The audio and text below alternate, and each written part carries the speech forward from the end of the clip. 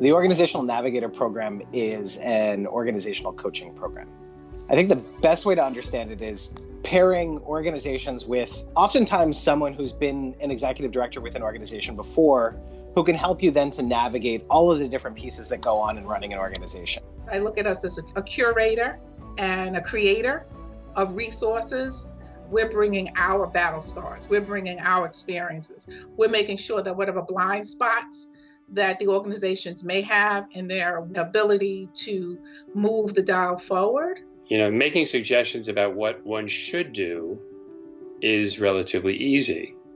Understanding the reality that that organization and that executive director and staff are actually going through and putting yourselves in their shoes and figuring out with them is a longer term proposition.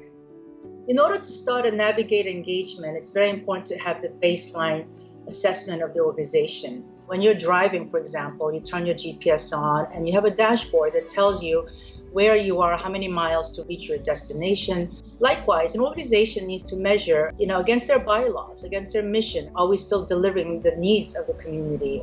Executive directors in general feel a real sense of isolation, right? Because they carry the burden of all these decisions on their shoulders. So I would think from a leadership perspective, you'd want kind of a snapshot of where you think things are, where your leadership thinks you are, and where your team is, so that you can begin to narrow down some priorities. Being an ED for 18 years and starting and being the founder, sometimes it's difficult to let go so many decisions. And that's something which is, I guess, I'm learning as I'm going through the program. But the most important thing is you have to build that trust factor. Sometimes the advice is not what I would have chosen to hear, but in the end, I want to grow and protect the agency. It's bigger than you. It's about getting students to college who don't speak English as a home language. That's our mission, and that's got to be greater than any of us.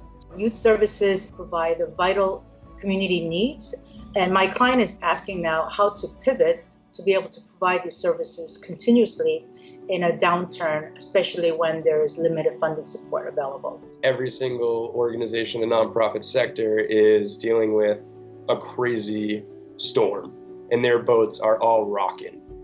And what the navigators really know, they've seen these crazy storms before.